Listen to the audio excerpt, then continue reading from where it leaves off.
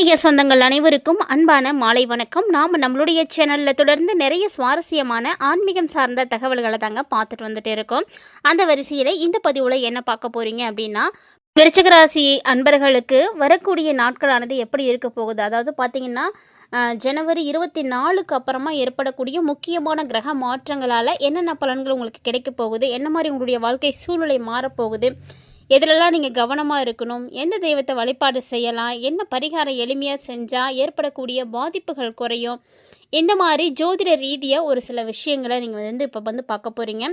அதாவது இது உங்களுக்கு ரொம்பவே யூஸ்ஃபுல்லாக இருக்கும். ஏன்னா எதிர்காலம் எப்படி இருக்க போகுது அப்படின்றத தெரிஞ்சுக்கிட்டு அதுக்கு ஏற்ற மாதிரி உங்களை மாற்றி அமைத்துக்கிறது, எச்சரிக்கையாக இருக்கிறதுக்கு ஒரு நல்ல வழிகாட்டியாக இந்த ஒரு பதிவானது இருக்கும். ஸோ கண்டிப்பாக எங்கேயும் ஸ்கிப் பண்ணாமல் தொடர்ச்சியாக பார்த்து பயன்பெறுங்க.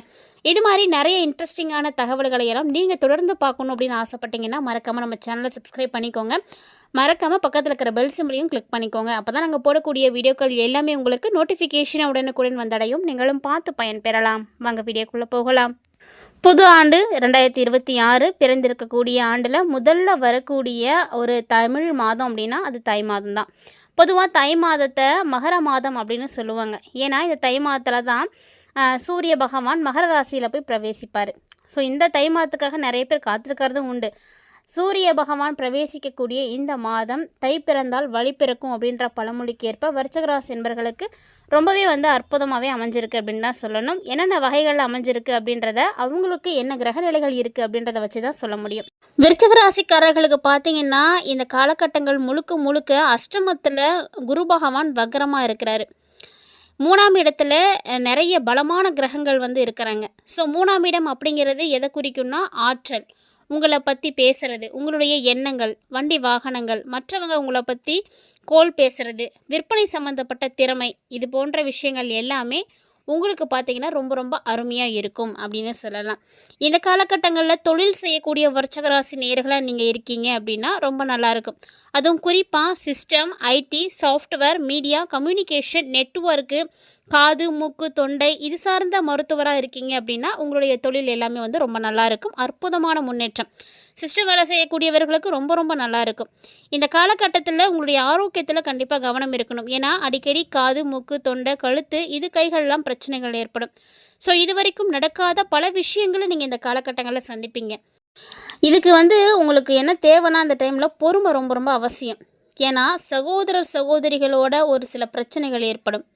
இளைய சகோதரன் இருக்காங்க அப்படின்னா அவங்களோட இருந்த பிரச்சனையெல்லாம் தீர்ந்துடும். முடிஞ்ச அளவுக்கு நீங்கள் தான் விட்டு கொடுத்து போகணும், வேறு வழியே கிடையாது. ஏன்னா குரு வேறு வக்ரமாக இருக்கிறார் அப்படிங்கும் பொழுது ரொம்பவே கவனமாக இருக்கணும். கோர்ட்டு கேஸு, வம்பு வழக்குகள் இதெல்லாம் இருந்துச்சுன்னா தயவு செஞ்சு முடிச்சுக்கோங்க சீக்கிரமாக. இல்லை அப்படின்னா ஏதாவது ஒரு சிக்கலில் நீங்கள் போய் சிக்கிக்கிறதுக்கான வாய்ப்புகள்லாம் இருக்கும். எதுவாக இருந்தாலுமே, எந்த ஒரு விஷயம் நடக்கிறதா இருந்தாலுமே கண்டிப்பாக விருச்சிக ராசிக்காரங்க பொறுமையாக இருங்க. பொறுமையாக இருந்து நடந்துக்கிட்டீங்க அப்படின்னா மட்டும்தான் உங்களுக்கு நல்லது கிடைக்கும். எந்த அளவுக்கு நீங்கள் கவனமாக இருக்கிறீங்களோ அந்த அளவுக்கு உங்களுக்கு நல்லது. பெரிய ஏற்றம் வேணும், பெரிய வெற்றிகள் வேணும் அப்படின்னா கண்டிப்பாக அதுக்காக நம்ம கஷ்டப்பட்டு தான் ஆகணும். அது மட்டும் இல்லாமல் இந்த டைமில் விருச்சிக ராசிக்காரங்க அதுக்காக பொறுமையாகவும் இருங்க. காலதாமதம் ஆகலாமே தவிர எந்த ஒரு விஷயமும் எந்த ஒரு வாய்ப்பும் யாருக்கும் கிடைக்காம போகிறது கிடையாது. ஸோ இந்த காலகட்டங்கள் உங்களுக்கு அப்படி தான் இருக்க போகுது. உங்களுடைய ஆளுமை திறனான அதிகமாகும். ஸோ அதில் எந்த மாற்று கருத்துமே இல்லை. உங்களுடைய திறமைக்கேற்ற அங்கீகாரம் கிடைக்கும், திறமைக்கான பதவி கிடைக்கும்.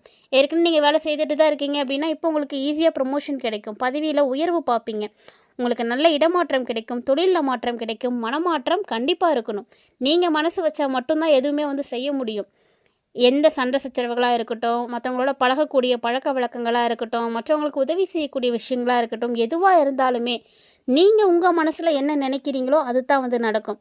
கண்டிப்பாக அதனால் உங்களுக்கு மனமாற்றம் அவசியம். நீங்கள் எந்த இடத்துக்கு போய் வேலை செய்யணும்னு நினைக்கிறீங்க, என்ன இடமாற்றத்தை விரும்புகிறீங்களோ அதுவும் உங்களுக்கு இப்போ கிடைக்கும். அதாவது பதவி உயர்வோடு சேர்ந்து நல்ல ஒரு முன்னேற்றம் இருக்கும். பொருளாதாரத்தில் சொல்லவே தேவையில்ல, ரொம்ப முன்னேற்றம் இருக்கும்.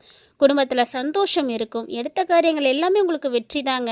நீங்கள் கவலைப்படுறதுக்கு ஒன்றுமே கிடையாது. சந்தோஷமும் சரி, பொருளாதாரமும் சரி, ஒரு 100க்கு 70% உங்களுக்கு ரொம்பவே நல்லா இருக்குது அப்படின்னு தான் சொல்லணும். இந்த காலகட்டங்களில் உங்களுக்கு இன்னுமே மாறக்கூடிய கிரக நிலைகள் என்ன அப்படின்னு பார்த்தீங்கன்னா புதனும் சுக்கிரனும் மாறுவாங்க. ஸோ இதனால் உங்களுக்கு இன்னுமே நல்ல விஷயங்கள் நடக்கும். அது மட்டும் இல்லாமல் இந்த காலகட்டங்களில் விருச்சிக ராசிக்காரங்களுக்கு தைரியம் இருக்கும், தன்னம்பிக்கை கிடைக்கும். அப்படி ஒரு மாதம் தான். ஏன்னா ராசிநாதன் உங்களுக்கு செவ்வாய் பார்த்தீங்கன்னா சகாயஸ்தானத்தில் உச்சம் பெற்று இருக்கிறாரு. லாப இடத்தின் அதிபதியாக இருக்கக்கூடிய புதன் தொழிற்ஸ்தானத்தின் அதிபதியாக இருக்கக்கூடிய சூரியனோடு வந்து இணைந்திருக்கிறாரு. இதனால் உங்களுக்கு வேலை ரொம்ப நல்லா இருக்கும், பதவி உயர்வு கிடைக்கும், இடமாற்றம் கிடைக்கும், நல்ல செல்வ செழிப்பானது ஏற்படும். முன்னேற்றத்துக்கான கதவுகள் எல்லாமே வந்து திறக்கும். அதனால் நீங்கள் எந்த வாய்ப்புகள் வேணும்னு நினைக்கிறீங்களோ அதை பயன்படுத்திக்கோங்க. தொழிலில் புதுசாக வெற்றிகள் கிடைக்கும், மனசுக்கு சந்தோஷம் தரக்கூடிய செய்திகள்லாம் வந்து கேட்பீங்க. தனஸ்தானத்தை குரு பார்க்குறாருங்க. ஸோ தைரியம், உங்களுக்கு தன்னம்பிக்கை எல்லாமே கிடைக்கும். எல்லா வழிகளிலுமே ஏற்றம் மாற்றம் கண்டிப்பாக வந்து இருக்குது. அதில் குரு பார்த்திங்கன்னா மிதுன ராசியில் இருக்கிறாரு, வக்ரமாக இருக்கிறாரு. ஸோ வக்ரகதியில் பயணிக்கக்கூடிய குரு பகவான் உங்களுக்கு குருவினுடைய பார்வையை வந்து கொடுக்குறாரு. 2, 4, 12 ஆகிய இடங்களில் வந்து விழுது. ஸோ இந்த வீடுகள் எல்லாமே என்ன ஆகுதுன்னா புனிதம் அடைஞ்சிடும். அற்புதமான பலன்கள் வந்து தர ஆரம்பிக்கும். விருச்சிக ராசிக்காரர்களுக்கு பார்த்திங்கன்னா தன பஞ்சமஸ்தானாதிபதியாக இருக்கக்கூடிய குரு பகவான் வக்ரம் பெற்று தன்னுடைய பார்வையை தனஸ்தானத்திலே வந்து கொடுக்குறாரு. அப்படிங்கும் பொழுது பயப்படாதீங்க, பணம் நல்லா இருக்கும், பணப்புழக்கம் நிறையவே இருக்கும். அதாவது உங்களுக்கு வேணுன்ற நேரத்துக்கு கடனாவது கையில் காசு வந்துடும்னு வச்சுக்கோங்களேன். அந்த மாதிரி ஒரு சூழ்நிலை தான். நீங்கள் இந்த பணத்துக்காக தான் கஷ்டப்படுறீங்க, இந்த பணம் தான் தேடி தேடி அலையிறீங்க அப்படின்னு எந்த ஒரு விஷயமும் உங்களுக்கு நடக்காது. தொழிலாக இருக்கட்டும், வியாபாரமாக இருக்கட்டும், எல்லாத்துலேயுமே உங்களுக்கு நல்ல லாபம் கிடைக்கும். மிகப்பெரிய தொகையை வந்து உங்களுடைய கைகளில் வந்து புரள ஆரம்பிக்கும். சமூகத்தில் உங்களுடைய அந்தஸ்து பார்த்திங்கன்னா இன்னும் ஒரு படி உயர ஆரம்பிக்கும். நீங்கள் வந்து உங்களை யாரெல்லாம் இழிவாக பார்க்குறாங்களோ அவங்க எல்லாருமே இப்போ வந்து மனசு மாறிடுவாங்க. ஸோ அவங்க எல்லாருமே உங்களை வந்து ஒரு உயர்ந்த இடத்துல வச்சு உங்களை வந்து போற்றி பேசக்கூடிய ஒரு தருணம். ஸோ அந்தஸ்து கண்டிப்பாக உயரும். இல்லத்துலேயும் சுப நிகழ்வுகளானது நடக்கும். அதாவது திருமணம் நடக்காதவர்களுக்கு திருமண வாய்ப்புகள் இருக்குது. வேலையில் இல்லாதவங்களுக்கு வேலை கிடைக்கும். அப்படியே பணியில் இருந்தீங்க அப்படின்னா கூட போனஸ் கிடைக்கும், சம்பள உயர்வு, பாராட்டு, விருதுகள், இப்படி எல்லாமே உங்களுக்கு வந்து கிடைக்கும். புதிய பதவிகள் மட்டும் கிடையாதுங்க, புதிய விதமான பொறுப்புகளும் உங்களுக்கு வந்து கிடைக்கும். புதனுடைய சஞ்சாரம் ரொம்ப நல்லா இருக்குது. ஏன்னா விருச்சிக ராசிக்காரங்களுக்கு பார்த்தீங்கன்னா 8 மற்றும் 11ஆம் வீடுகளுக்கு அதிபதியாக இருக்கக்கூடிய புதன் பகவான் அவர் பார்த்தீங்கன்னா 29ஆம் தேதிக்கு அப்புறமா சுகஸ்தானத்தில் போய் மாற போகிறாரு. ஸோ இதனால் விருச்சிக ராசிக்காரர்களே எடுக்கக்கூடிய காரியங்கள் எல்லாமே வெற்றியை தான் கொடுக்கும். குடும்பத்தில் ஒற்றுமை கிடைக்கும். தொழிலில் எதிர்பார்த்ததை காட்டிலும் கூடுதலான லாபங்கள்லாம் கிடைக்கும். அதாவது குழந்தைகளுடைய கனவுகளை எல்லாம் இப்போ நினைவாக்குவீங்க. அவங்களுடைய சந்தோஷம்தான் முக்கியம். அவங்களுக்கு என்ன தேவையோ அதெல்லாம் நீங்கள் செய்து கொடுக்க முடியும். எடுத்த முயற்சிகள் எல்லாத்துலேயுமே நீங்கள் வெற்றியை தான் பார்ப்பீங்க. அதுலேயும் ஒரு சிலருக்கு பார்த்தீங்கன்னா புதுசாக வாகனங்கள் வாங்கணும் அப்படின்ற கனவுகள்லாம் இருக்கும். அந்த வாகன கனவுகள் கூட இப்போ வந்து நனவாகுங்க. ஸோ நீங்கள் வந்து பைக் வாங்கணும்னு நினச்சிங்கன்னா வாங்கலாம், கார் வாங்கணும்னு நினைக்கிறீங்கன்னா கார் வாங்கலாம். எல்லாமே உங்களால் முடியும். ஏன்னா அதற்கான சந்தர்ப்பங்களும் சூழ்நிலைகளும் உங்களுக்கு ரொம்ப ரொம்ப சாதகமாக இருக்குது. அதனால் முயற்சி பண்ணிங்க அப்படின்னா நிறைய விஷயங்களை வந்து சரியாக்கிக்கலாம். அரசு வேலைக்காக நீங்கள் காத்திருக்கீங்க அப்படின்னா இந்த டைமில் உங்களுக்கு அதுக்காகவும் நல்ல செய்திகள் கிடைக்கும். இல்லை வெளிநாட்டில் போய் வேலை செய்யணும் அப்படின்ற ஆசை இருக்குது அப்படின்னா அந்த எண்ணம் இப்போ உங்களுக்கு வந்து கைகூடி வரும். கையில் இருக்கக்கூடிய ஊதியத்தோடு மட்டும் இல்லைங்க, நிறைய நிறுவனங்களில் இருந்து நல்ல நல்ல அழைப்புகள்லாம் உங்களுக்கு கிடைக்கும். ஸோ கட்டாயமாக விருச்சிக ராசிக்காரங்க வேலை இல்லாமல் கஷ்டப்பட்டுட்ருக்கீங்க அப்படின்னா அந்த கஷ்டம் எல்லாமே கூடிய சீக்கிரமே தீரப்போகுது. அதுக்காக நீங்கள் எடுத்து வைக்கக்கூடிய முயற்சிகள் ரொம்ப முக்கியம். ஏன்னா வீட்டுக்குள்ளேயே இருந்துட்டு எந்த ஒரு விஷயமும் நடக்காது. நீங்கள் ஒரு சில இடங்களில் ஒரு சில நிறுவனங்களில் உங்களுடைய ரெஸ்யூமை கொடுத்து வச்சுருக்கீங்க, இல்லை வந்து அதுக்காக முயற்சி பண்ணியிருக்கீங்க, அங்கே போயிட்டு வந்து அப்ரோச் பண்ணியிருக்கீங்க அப்படின்னா உங்களுக்கு அதில் வந்து திரும்ப வந்து அழைப்புதல் கிடைக்கும். ஸோ கண்டிப்பாக நல்ல சம்பளத்தோடைய வேலை கிடைக்க போகுது. அதனால் முயற்சி பண்ணுங்கள். எந்த ஒரு டைம்லேயுமே முயற்சியை மட்டும் கைவிடக்கூடாது. விருச்சிக ராசிக்காரங்களுக்கு பார்த்திங்கன்னா பொதுவாக சுக்கிரனுடைய சஞ்சாரம் இந்த டைமில் வந்து ரொம்ப நல்லா இருக்குது. அதாவது 7, 12 ஆகிய வீடுகளுக்கு அதிபதியான சுக்கிரன் 4வது வீட்டில் வந்து இருக்கிறாரு. அதாவது 4ல் வந்து சுக்கிரன் இருக்கிறதுனால நல்ல சந்தர்ப்பங்கள் எல்லாம் கிடைக்கும். வீடு வாங்கணும் அப்படின்ற ஆசையோட கனவோடு இருக்கக்கூடிய விருச்சிக ராசிக்காரங்களுக்கு இந்த டைமில் உங்களுடைய ஆசை நிறைவேறும். இல்லை சொந்தமாக வீடு கட்டணும் அப்படின்னு நினைக்கிறீங்கன்னா இப்போ சொந்தமாக வீடு கட்டி குடி போவீங்க. அதுக்கான வாய்ப்புகளும் இருக்குது. இந்த தையிலேயே பார்த்திங்கன்னா அதற்கான அஸ்திவாரத்தை நீங்கள் போட்டுருவீங்க. ஆடை ஆபரண பொருட்களுடைய சேர்க்கை எல்லாமே வந்திருக்கு. வீட்டுக்கு தேவையான ஆடம்பர பொருட்களையும் வாங்கி மகிழ்ச்சி அடைவீங்க. அது மட்டும் இல்லைங்க, திருமண வயதில் குழந்தைகள் வச்சுருக்கீங்க அப்படின்னா அவங்களுக்கும் கல்யாணம் வந்து சிறப்பாக நடத்தி முடிக்க முடியும். வேலை இல்லாமல் இருக்கக்கூடியவர்கள், அதாவது விருச்சிக ராசிக்காரங்க பெண்களாக சரி ஆண்களாக இருந்தாலும் சரி, உங்களுடைய வாழ்க்கை துணைக்கு வேலை இல்லாமல் இருக்குது அப்படின்னா கூட இப்போ அவங்களுக்கும் நல்ல வேலை கிடைக்கும்.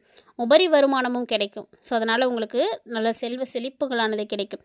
கடன் வச்சுருக்கீங்க அப்படின்னா அந்த கடன்கள் எல்லாம் திருப்பி அடைச்சிடுவீங்க. தொழில் செய்துட்டு இருக்கக்கூடியவங்களுக்கு வாடிக்கையாளர்கள் ரொம்ப கணிசமாக வந்து உயர ஆரம்பிப்பாங்க. அதே மாதிரி கல்வி பயிலக்கூடிய மாணவர்களுக்கும் படிப்பில் நல்ல அக்கறை வந்து கிடைக்கும். சுயமாக சம்பாதிக்கணும் அப்படின்ற விஷயத்துக்கு பெண்கள் வந்து ரொம்ப வந்து சாத்தியமாக இருப்பாங்க. புதிய சொத்துக்கள் வாங்கக்கூடிய யோகம் இருக்குது. ஸோ விருச்சிக ராசியுடைய பெண்கள் சுயமாக வந்து நீங்கள் வேலை செய்வீங்க. நிறைய விஷயங்கள் உங்களுக்கு நல்லபடியாக நடக்குது இருக்குது. இருந்தாலும் இந்த காலகட்டங்களில் ஏற்படக்கூடிய சின்ன சின்ன பிரச்சனைகளோ சரி, பாதிப்புகளோ சரி, தடைகளோ சரி, உங்களை வந்து பெருசாக வந்து தாக்காமல் இருக்கிறதுக்காக செவ்வாய்க்கிழமைகளில் முருகப்பெருமான வழிபாடு செய்யுங்க. ஸோ விருச்சிக ராசிக்காரங்களை பொறுத்த வரைக்கும் எது என்ன ஆனாலும் சரிங்க, நீங்கள் முருகனை மட்டும் வழிபாடு செய்துட்டு வாங்க. ஏன்னா செவ்வரளி மலர் சாற்றி நீங்கள் முருகப்பெருமான வழிபாடு செய்து தீபம் போட்டுட்டு வந்தீங்க அப்படின்னா உங்களுக்கு எந்த தடையும் வராது. அதே மாதிரி தான் சனிக்கிழமையாக பார்த்து ஏழைகளுக்கு அன்னதானம் செய்யுங்க. இது வந்து உங்களுக்கு மனசுக்கு ஒரு நிம்மதியை கிடைக்கும். தொடர்ந்து பார்த்தீங்கன்னா கந்தசஷ்டி கவசத்தை வந்து பாராயணம் செய்யுங்க. உங்களுக்கு படிக்க டைம் இல்லை அப்படின்னா போட்டு விட்டாது கேளுங்க. இந்த மாதிரி முருகன் சார்ந்த விஷயங்கள், முருகன் கோவில்களுக்கு போகிறது, அங்கே அன்னதானம் செய்கிறது, தீபம் போடுறது, இந்த மாதிரி விஷயங்களெல்லாம் நீங்கள் செய்துட்டு வந்தீங்க அப்படின்னாலே போதும், உங்களுடைய வாழ்க்கை ரொம்ப சிறப்பாக இருக்கும். மறக்காமல் இந்த எளிமையான விஷயத்தை மட்டும் ட்ரை பண்ணுங்கள். இந்த பதிவில் நிறைய தகவல்களை பார்த்தீங்க இல்லையா, அதெல்லாம் உங்களுக்கு பிடிச்சிருந்துருக்குன்னு நினைக்கிறேன். அப்படி ஒருவேளை இந்த தகவல்கள் எல்லாம் பிடிச்சிருந்தது அப்படின்னா லைக் பண்ணி ஷேர் பண்ணுங்கள், மறக்காமல் கமெண்ட் பண்ணுங்கள். மேலும் இது போல் பல இன்ட்ரெஸ்டிங்கான தகவல்களோட மற்றும் ஒரு தலைப்பில் சந்திக்கலாம்.